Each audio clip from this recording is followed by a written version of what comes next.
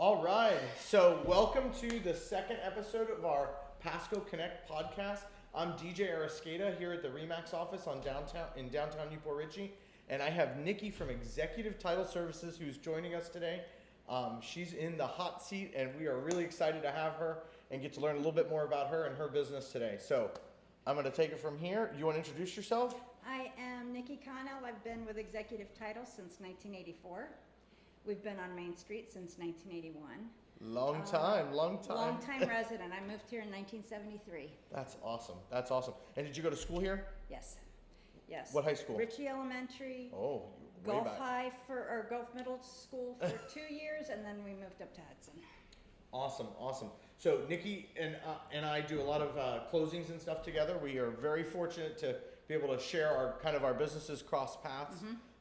And I really think the title business is kind of a boring but also fascinating and important part of real estate. Is pretty much the best way to put it, because there's a lot of protections and stuff that come through title. True. That make sure that when you close on a property, you're protected and make sure that your ownership is there and true and nobody can come take the property from you. Is really the best way. That's true. It is quite boring. A lot of paperwork. A lot of paperwork. So, did you get paper cuts a lot? Yes, I do.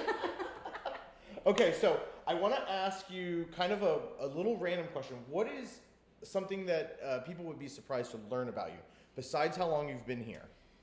Well, I am a first responder daughter and wife and mother. Thank you. Also military daughter and mother. So our office gives first responder and military discounts to those members. That's awesome. Who's the closest that's still in service? My son. He's a firefighter. Awesome. Here in Pasco? Mm-hmm. Oh, we're so blessed to have him here in Pasco and all of our first responders that we're very Yes. lucky for. Hopefully we make it through this year without any major storms, and we pray about that every day. But no, that's really cool. Okay, so next question. This is probably one of my favorites. What do you love most about our community? The community itself, the people. It's a very close-knit.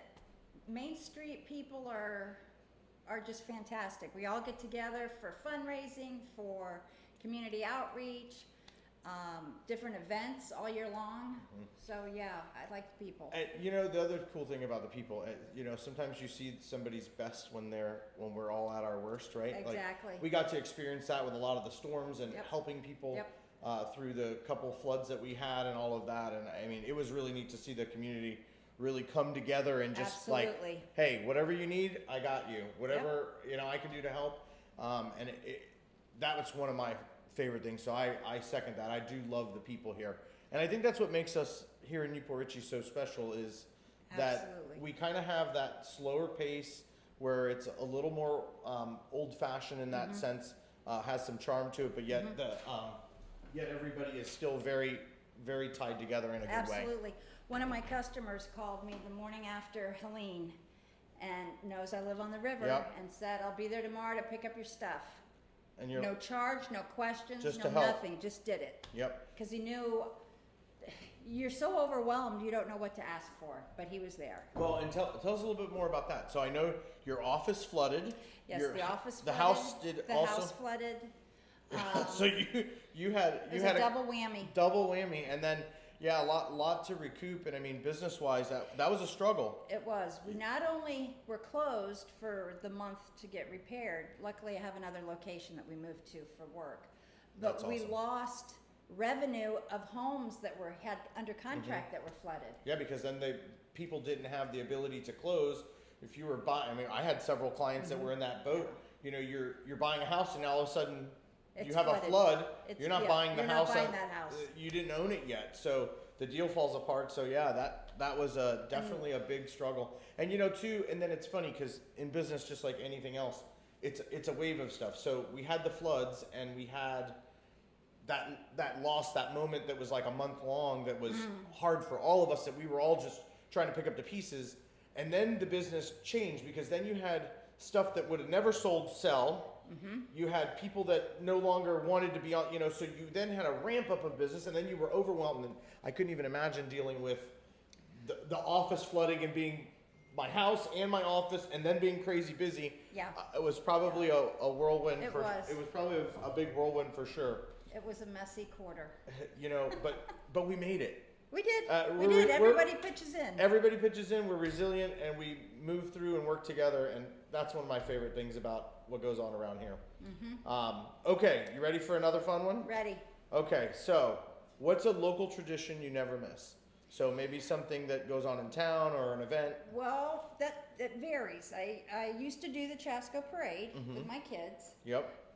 But now that I don't have little kids at home that care about watching the parade, now we are big in the coronation side of it. Oh, very cool. Because that represents our service people. Everybody in the community that provides and gives back, they're recognized at that coronation. Oh, that's really awesome. And when does that normally happen? March. In March. So in the first Right. quarter. Right before the parade. Right before the The parade. ball is the night before. Queen and King are announced and they're on the parade. Very cool. And so I've been here in Newport Richey for a long time. However, I didn't spend as much time in downtown as I do now. So a lot of these events that are happening here in downtown, which I think are so neat. Yeah. Chasco's a big one. I mean, It is. as a city, we put on a really good show. People come from all over to come see our Chasco events, and it's several weekends, the concerts. Oh, yeah. I mean, it's a great festival that we have here, and I'm certainly getting more involved every year in those events. So I'm looking forward. We have a young one at home, so eventually Absolutely. the parade doesn't come by the office yet, but maybe It one day I'll may. be on the route here, and then I can sit right Sure. here in the front and watch the parade go by. But it's certainly really neat that those events are still taking place, and we're just yeah. over 100 years as a city. Absolutely. Yep. So it's neat to have every year. Okay, let's see what we got here. Next question. Next question. This is so exciting. What's your favorite hidden gem? You know, So I have a few, but I'm Oh, going to boy. say is the river. The river itself. Yeah. That's my favorite. You know, I was walking down.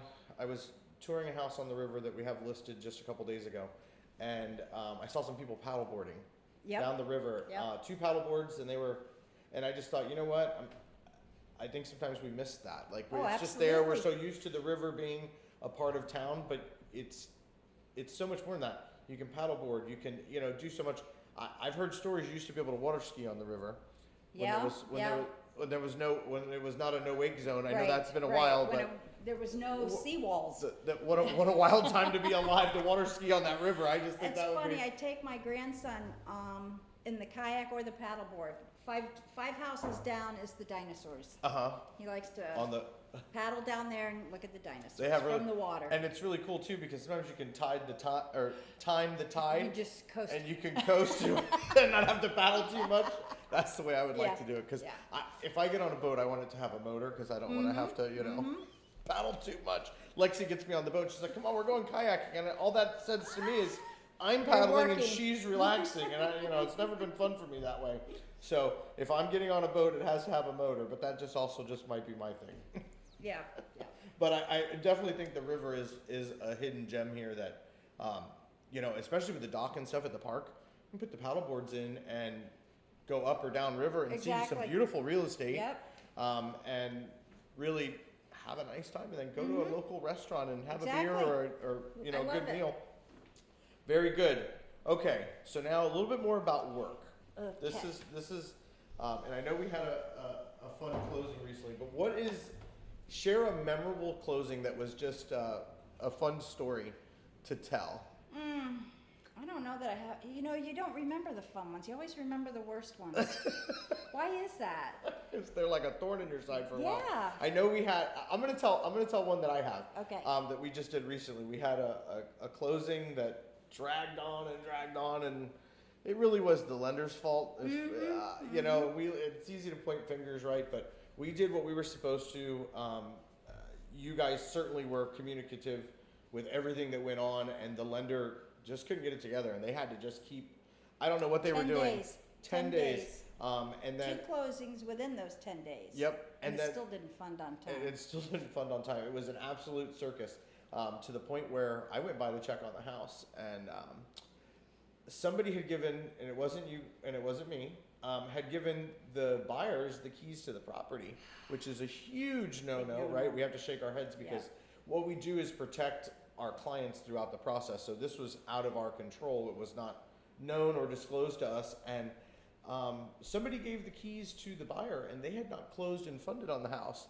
And I had to go over there and They became squatters. they became squatters, and that's what happened. I had to have a come to Jesus with all of them, and they were not, super nice family. It really wasn't their fault. They were given the keys. They didn't break into the house. They were given Yeah, the keys. I don't think they fully understood They the didn't. situation. They didn't understand the situation, but yeah, the closings can be wild, wildly crazy. Things happen right up to the very end, and you know we do our very best to keep it on the rails.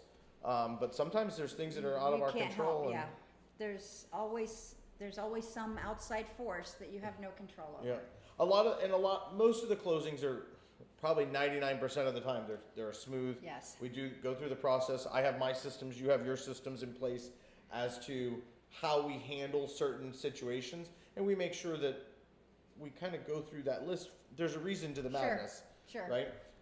But with closings, sometimes you just can't get it dialed in, and it's outside forces, and you know you got to roll with the punches sometimes, as we do with a lot of things in work. Yeah, you cannot be a real control freak in this business Yeah. because there's so many things that are gonna stumble. Well, and the other part too is like let's start from start to finish real quick, right? So I go out, take a client, show a property, write a contract, get the contract accepted. You then get the contract, right? So then you start working on your end. Tell us your title. What's the process? We order title. Yep. We usually have a lender request, so we Yep. send them our title insurance. Yep. We order surveys, we order estoppels, we order municipal Estoppels are for lien search. estoppels are for the Homeowners. homeowner associations. Yep. Lien searches through city, county. Payoffs. Payoffs from mortgages or debt holders on a property. So they're doing all of that in kind of the background, and then we're working through inspections, yeah. appraisal, negotiating terms at appraisal, at inspection, repairs, things like that. So we kind of work separate from each other We're doing in our tandem. own thing, and then we come together. And then we at come the together, end. and then you also the other facet is typically any contractors are doing repairs and or lenders, right? Oh, So yeah. if they're getting a mortgage, that's another big factor that we're all kind of Now cruising we're down off, the yeah. road together, and then we have to come all to one point, which is the Yes. closing date. Exactly. Date and time is like a spot on a calendar and on a map, and everything has to work out right at that time. And if it doesn't, then everything gets delayed. And no matter how hard I'm paddling, if one of the other parties is not, Exactly. they didn't Yeah. paddle as hard as you got there, and you're like, hey guys, and then we're, so that's a lot of how that works as we go through the process of closing a real estate transaction. And it's really a phenomenon because honestly, Well, to get everybody, You guys work really hard. I've been on that side for a minute and it wasn't for me. and I don't like paper cuts, But so. you guys That's work right. so hard getting people under contract. My motto is, we're not gonna mess that up. No. We're paddling as fast as we can to get to Yep. that finish line with you. Yep. And too, a lot of things that, and maybe the audience doesn't know this, but title services are a really good thing that can be used not just in a real estate closing. Somebody passes, Uh-huh. right? Or somebody's giving a property. Like if grandma's giving somebody a property, you don't need me involved in that piece. It's something that you guys can technically. We can handle for sale by owners, we can handle family swaps, Yep. we've done, let's trade Houses. houses, but I'll throw in my car. Yeah. We've done them, we've Yep. done them all. So, and those are neat things that I maybe not everybody knows that, but the title business allows that. right. Where I'm not a necessary piece into. If you have a house that you want to give to somebody and you don't want to actually sell it, Yeah, you don't need me. You just Exactly. give Nikki a call because she can handle the paperwork. Yep. So that's a fun thing that I think people probably didn't know. Okay, let's go on to something else. Let's change it up a little bit here. What's one question you wish people would ask you that they don't in regards to like when you're in the middle of a transaction with work? well, they never really ask anything. Well, that's probably, I guess maybe that was a question maybe that I should probably answer, like, for me. Yeah, Because what- they never ask me. They'll say, "What's this title?" You know, they see a cost of something. Right. That is, you know, what is this title insurance I'm paying? Why am I buying insurance? People don't understand. They don't what understand title what- insurance really is. They think it's something they have to pay every year. Mm-hmm. No, you don't. One time. It's one time when you purchase. Yeah, Tell when us you what title purchase. insurance actually does. It's actually an insurance policy that will protect our purchaser against anything that comes up prior to their ownership. If you've got a dead uncle that never disclosed he's Mm-hmm. got a son from a third woman, Whatever it that is. kid shows up, we'll take care of it. That's what the insurance. Um, Another good example I always use is the prior owner paid and put that brand new roof on that you love so much about the property, and he didn't pay the roofer, and the roofer has a debt on that property. Right. You close, and then the roofer has a certain timeline to turn in the Absolutely. lien paperwork, Yeah. and now that $15,000 or $20,000 roof bill comes down the pipeline, and you're the owner. And now that is now part of your responsibility. But if you have a title policy, that's Call me. covered. Yep. We cover. So that's really the biggest thing, and I always say you don't never buy a piece of real estate without a title policy, because you're just then rolling the dice on from the day you closed, and anything prior is now Right. your problem. So many people take quitclaim deeds from each other Or family members. And it And they exchange money. They might say, well, you know, I'm buying this house from my uncle Yes, for 200 exactly. grand, and I'm getting a deal. We're just going to do a quick claim, and then the uncle's got a lien, and he took the 200 grand, and out he went, and you know, Yep. it certainly could be. we've had a lot of files that you got to clean up messes. Gotta go Yeah. through the process and Yeah. follow the necessary paperwork and things like Yep. that. Okay, let's do one more. Okay. What's one change you'd love to see in the next 5 years? In title or in the city? Could be either way. Could be both. I would like the clerk to not file things. Just because somebody takes it out there. Yeah. Will on the back of an envelope, don't file that. Don't file because Quitclaim deeds that are written in pencil with none of the things we need, don't file those. so more formality to the paperwork process. Yeah, they're getting there. They're requiring photo IDs from people that are signing, that are witnessing. They're requiring addresses. So Yeah, I know when I sign a deed at closing as a witness, right? So I'm allowed to witness the signature of the seller Right. and the deed transfer, and I used Address. to just sign it. It was just signature. Now I have to print my name, my full name. I have to put the address where you can Yep. find me. Yep. So that was definitely a I change. think that's we're trying to work towards less fraud. I think so. That's I think a big there's. thing. I think with land is Oh, probably the biggest huge. place with fraud, right? Because nobody's living on it, so it's just Right. a random piece of land. Yep. A lot of times, lots and subdivisions in rural areas. Especially with out-of-state owners. We had one 3 or 4 months ago that I have a piece of land listed. It's 10 acres, just shy of 10 acres, out in Plant City, and then the neighboring lot happened to be for sale. Well, I got a buyer that wanted to buy the property, but they also wanted to buy the neighboring property. So we went under contract on both properties. Well, the lady that had the other one listed, it was not verified, and she got the agent. She's a legit agent, licensed. She got scammed and listed a property that the people They that were weren't asking the her owners. weren't the owners. So when it went through title, it became notable that it was found, and then unfortunately the whole thing fell apart because Sure.